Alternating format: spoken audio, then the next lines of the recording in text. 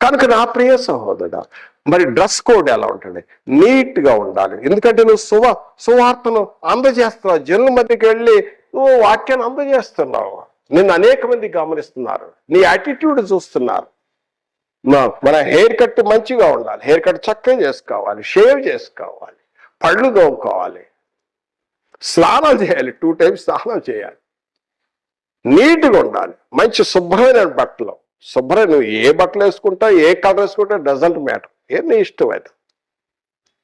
కానీ ఎందుకంటే మళ్ళీ నీ స్వార్థ వినటానికి వారి మధ్యకి వెళ్తున్నావు కాబట్టి, మరి ఎందుకు ఈ ముందు ఎందుకు చెప్పానంటే, ఈ దేహము దేవునికి ఆలయము, దేవునికి ఆలయమైన ఈ దేహమును ఆత్మ ఉంది గనుక ఈ శుభ సందేశం మంటిగట్టమైన ఈ దేహములో ఈ శుభవర్తమాన ఈ శుభ సందేశాన్ని, ఈ యొక్క సువార్త తీసుకొని ఆత్మను రక్షించే కార్యక్రమం వెళుతున్నావు కాబట్టి మన డ్రెస్ కోడ్ మంచిగా నీట్గా శుభ్రంగా ఉండాలి. కాస్ట్లీ అని కాదు, ఖరీదు పెట్టకూడదు, శుభ్రంగా ఉండాలి. అది హెయిర్ కట్ నీట్గా ఉండాలి, షేవ్ చేసుకోవాలి సువార్తికుడు, పళ్ళు శుభ్రం తోముకోవాలి, స్నానం చేయాలి, ఇస్త్రీ మంచిగా డ్రెస్ శుభ్రంగా ఉండాలి. ఎందుకంటే అప్పుడే మనమే సరిగా లేవు అనుకోండి, ఈయన ఎట్టున్నాడే మన పరిస్థితి ఏందనేది వచ్చేవాళ్ళు మళ్ళీ వెనక్కి వెళ్ళిపోతారు.